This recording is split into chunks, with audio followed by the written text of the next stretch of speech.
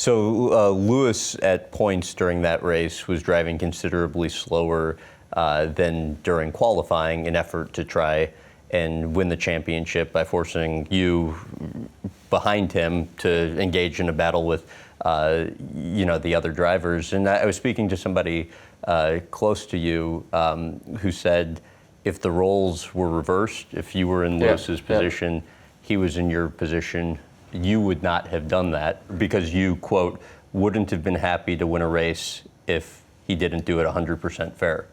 Your thoughts on that? Well, let's not get into what I would have done because it's so hypothetical and it's such an extreme situation. So there's no point. But what he did, we were 4 cars all following each other. He was first, I was second, and I had to finish at least third. So if I do finish fourth and those other 2 cars pass me, my championship is gone. He's the champion. Mm-hmm. So he was trying to back me up.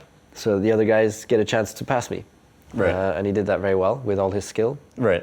And it made it an incredibly intense end of race, end of season, end of my career.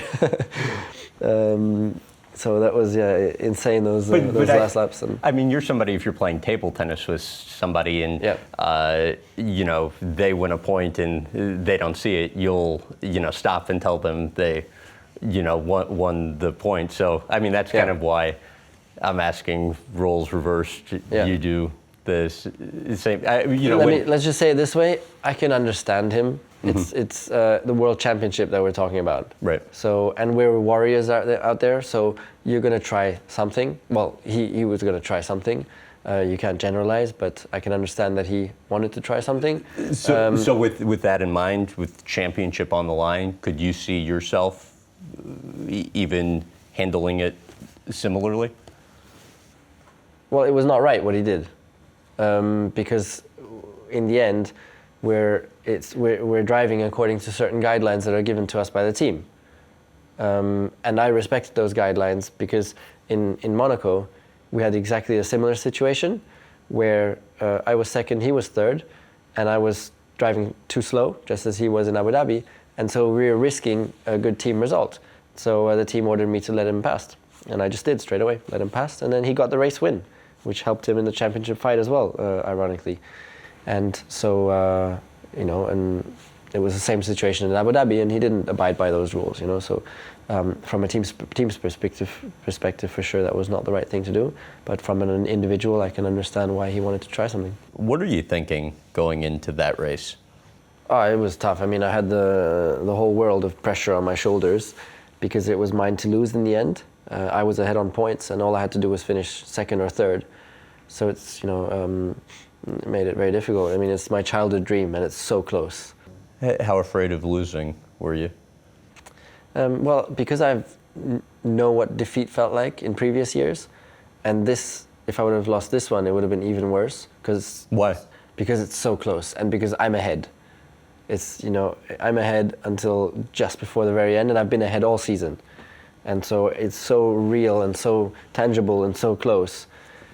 So to then lose it, it's like Hillary Clinton.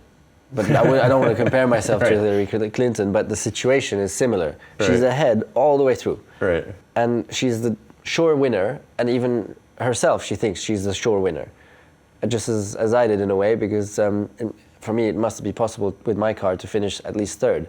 Should be doable, definitely, because I have the best car. Did that scare you at all, that you were thinking you were the sure winner? Well, yeah, that's what makes it more difficult, because it just would make the loss hurt even more, because it's so, you're so close.